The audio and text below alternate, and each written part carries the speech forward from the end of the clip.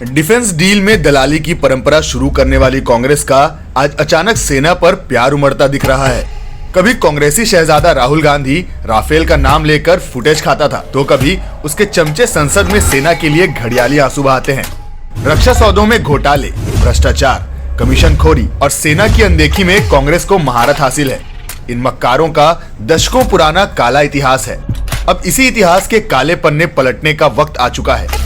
सबसे पहले अय्याश नेहरू ने रक्षा सौदे में जीप घोटाला किया, फिर आई तानाशाह इंदिरा की बारी। पिता से एक कदम आगे बढ़कर उसने पनडुब्बी घोटाला कर दिया और गांधी परिवार का नाम रोशन किया। फिर तानाशाह के कपूत पुत्र राजीव गांधी ने बोफोर्स घोटाला कर अपना नाम इस काले इतिहास में दर्ज करा लिया।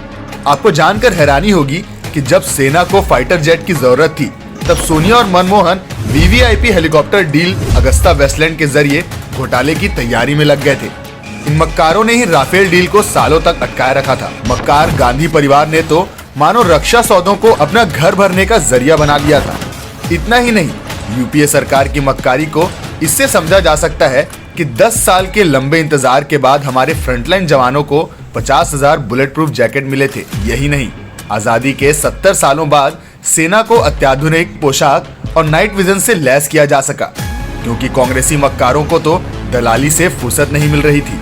सेना के नाम पर आज अपनी राजनीति चमकाने के अवसर खोज रहे इन मक्कार कांग्रेसियों की सत्ता में हालात ऐसे थे कि सालों तक घोड़ों के अस्तबलों के लिए बने हटमेंट्स में डिफेंस का कामकाज चल रहा था।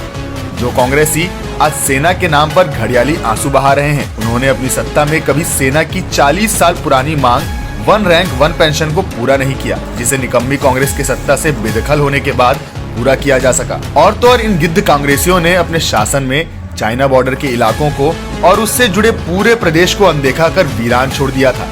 किसी देश की सेना उस देश की ताकत होती है। आज भारतीय सेना विश्व की चौथी सबसे ताकतवर सेना है।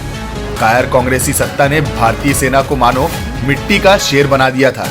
गांधी परिवार के शहजादे और उसके कांग्रेसी चमचों में तो अब मानो शर्म ही नहीं बची है, क्योंकि अगर बची होती तो अपना इतना काला इतिहास जानते हुए सेना के नाम पर अपनी घटिया राजनीति नहीं कर रहे होते।